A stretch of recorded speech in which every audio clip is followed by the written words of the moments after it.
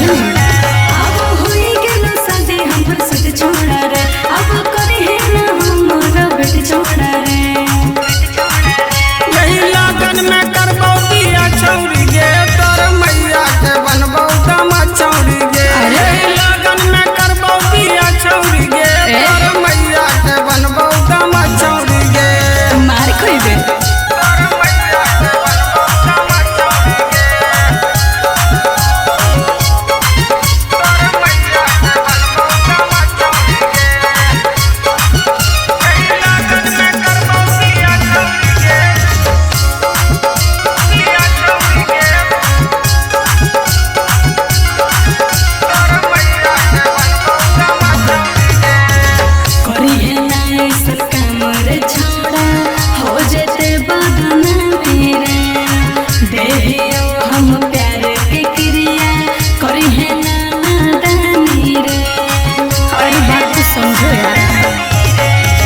भातरा के गोली मारबो मारवा में जाई के ओहे तो हर मंगिया भरबो कह दिए अपन माई के देर मत बोल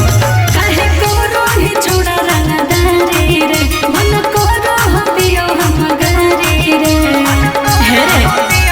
सुन बोल काहे को रोही छोड़ा रंगदारी रे मन को रोह दियो हम गरी रे यही लगन में करबो बिया छौरी गे तोर मैया के बनबो दामा छौरी गे यही लगन में करबो बिया छौरी गे तोर मैया के बनबो दामा छौरी गे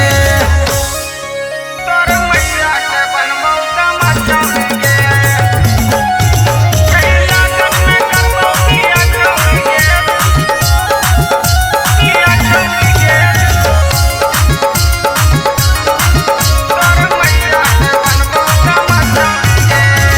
बाबू माई के इज्जत रे छोड़ा करे है ना नीलाम रे देहियो तोरा प्यार के क्रिया करे है ना बदनाम रे सच कहियो के छौरी बनबो तोर भातार गे मैया तोर पर छावन करतौ हियो हम दामाद गे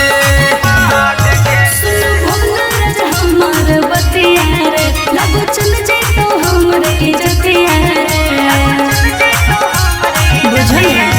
सुन होरी दयानी से बतिया रे लगो चल जैतो हमरे इज्जतिया रे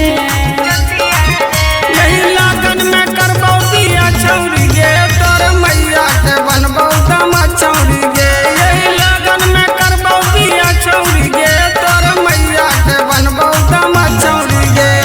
माँ प्रतिमा रिकॉर्डिंग स्टूडियो शेखपुरा।